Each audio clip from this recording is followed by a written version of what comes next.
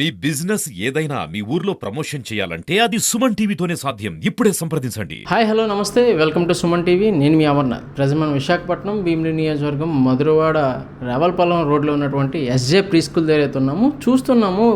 ఈ యొక్క వాతావరణంలో మార్పులు కావచ్చు, అంటే అకాల సమయంలో పడేటటువంటి వర్షాలు కావచ్చు, ఈ పరిస్థితులు అయితే కనుక చిన్నపిల్లల నుంచి పెద్దవాళ్ళ వరకు ప్రతి ఒక్కరికి ఫీవర్స్ అయితే కనుక వస్తున్నాయి. అంటే అది ఫ్లూ ఫీవర్స్ అవ్వచ్చు.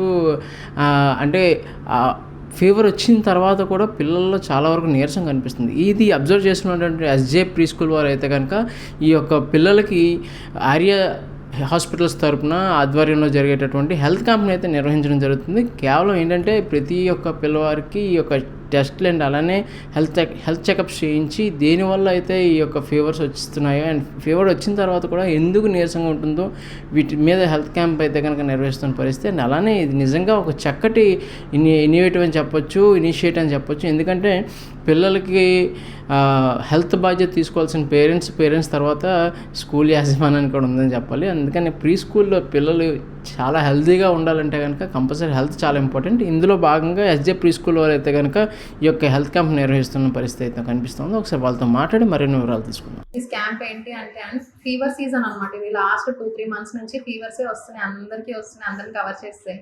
ఇప్పుడు కొంచెం తగ్గింది అనమాట, ఫీవర్ సీజన్ కొంచెం తగ్గింది. కాబట్టి ఇది నవంబర్ వరకు ఇలా కంటిన్యూ అవుతుంది. ఫీవర్స్ తగ్గిన తర్వాత వీక్నెస్ ఉంటుంది అనమాట. చిన్నపిల్లలు ఎస్పెషల్గా పీడియాట్రిక్ పాపులేషన్ వాళ్ళు సరిగ్గా తినకపోవడం వల్ల వీక్నెస్ అలా కంటిన్యూ అవుతుంది అనమాట.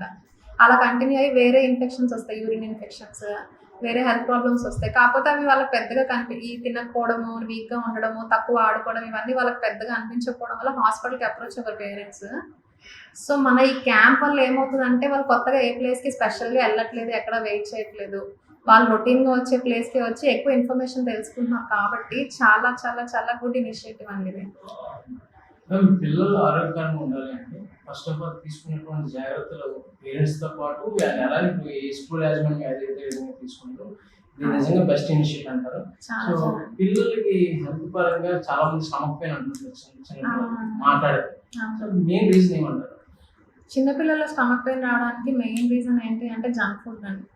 Junk normal Lay's, Kurkure, Bingo రోజు రోజు రోజు తినేస్తున్నారు అందరూ. అదొక ఏమంటారు డైటరీ రిక్వైర్మెంట్ లాగా అయిపోయాయి అవి. అంటే స్నాక్ ఐటమ్స్ అనేవి ప్రపోర్షన్లో ఉండవు అనమాట. ఇంకా రిఫైన్డ్ ఆయిల్తో ప్రిపేర్ చేస్తారు, ట్రాన్స్ ఫ్యాట్స్ అవి ఎక్కువ ఉంటాయి. సో దానివల్ల ఏమవుతుంది అంటే మన ఇంటెస్టైనల్ ఇంటిగ్రిటీ అని ఉంటుంది, అది మిస్ అవుతుంది. ఇంకా మీసెంట్రిక్ లింఫెడినోపతి అంటాం అనమాట. చిన్న చిన్న ఇన్ఫెక్షన్స్, అంటే పెద్ద ఇన్ఫెక్షన్ కాదు, ఫీవర్ అలా వచ్చే మోషన్స్, వామిటింగ్స్ అయ్యేంత పెద్ద ఇన్ఫెక్షన్స్ కాదు, సబ్ క్లినికల్ ఇన్ఫెక్షన్స్ వచ్చి సబ్సైడ్ అయిపోతూ ఉంటాయి అనమాట. దానివల్ల ఇలా పెయిన్స్ వస్తుంటాయి వాళ్ళకి. So main cause of this అంటే 99% కేసెస్లో మెయిన్ కాజ్ ఏంటంటే జంక్ ఫుడ్ అండి. పేరెంట్స్ కూడా సజెషన్ ఏంటంటే ఈ జంక్ ఫుడ్ అనేది ఈజీ టు అంటే కొన్ని చూడడానికి ఈజీ అవుతుందని చెప్పేసి చేస్తాం. దాన్ని ప్రపోర్షనేట్ రీప్లేస్మెంట్ చేయాలని మా స్కూల్లో అయితే అది మేము జంక్ ఫుడ్ ఎలా లేదండి, ఎంకరేజ్ చేయట్లేదు. Only organic fruits, dry fruits and every mention చేసామండి. Not allowed, we are not allowing junk food. మంచి ఇనిషియేటివ్ అసలు. పేరెంట్స్లో ఇప్పుడు ఏమైపోయింది అంటే టైం తక్కువైపోయింది, అందరు వర్కింగ్ ఉండడం వల్ల టైం తక్కువైపోయి ఈజీ యాక్సెసిబుల్ ఫుడ్స్ అంటే ఏమంటారు రెడీ టు మేడ్ ఫుడ్స్ని వాళ్ళు హెల్దీ ఫుడ్స్లా కన్సిడర్ చేసి అది ప్రిఫర్ చేస్తున్నారు. But what they don't know is any preservative add చేసిన ఏ ఫుడ్ ఐటమ్ అన్నా జంక్ ఫుడ్ కిందకే వస్తుంది అనమాట.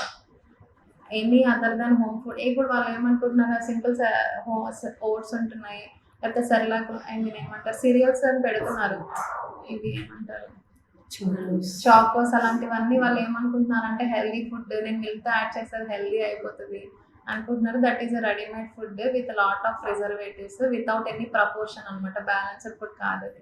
అది మనకి పర్వాలేదు, ఎందుకంటే మన గ్రోత్ పారామీటర్స్ అన్ని మనం ఎప్పుడు రీచ్ అయిపోయాము. సో మనకి రిక్వైర్మెంట్స్ తక్కువ ఉంటాయి, గ్రోత్ రిక్వైర్మెంట్స్ తక్కువ ఉంటాయి అనమాట. బట్ గ్రోయింగ్ అంటే పీడియాట్రిక్ పాపులేషన్ వాళ్ళకి గ్రోత్ ఉండదు. ఇంకా 12-13 years వరకు వాళ్ళు పెరగాలి, అన్ని డైమెన్షన్స్లో పెరగాలి. సో అన్ని డైమెన్షన్స్లో న్యూట్రిషన్ రిక్వైర్మెంట్ ఉంటుంది అనమాట. అలాంటి వాళ్ళకి మనము ఇలాంటి ఫుడ్స్ ఇవ్వడం వల్ల వాళ్ళకి లేని హెల్త్ ప్రాబ్లమ్ క్రియేట్ చేస్తున్నాం అనమాట. అందుకే ఈ జనరేషన్ అంతా హార్ట్ ప్రాబ్లమ్స్ ఎర్లీగా వస్తున్నాయి అని చూసినా కదా, ఇవన్నీ దానివల్లే అనమాట. ఫుడ్ లైఫ్ స్టైల్ బాగాలేదు, ఫుడ్ హ్యాబిట్స్ బాగాలేదు. Thank you.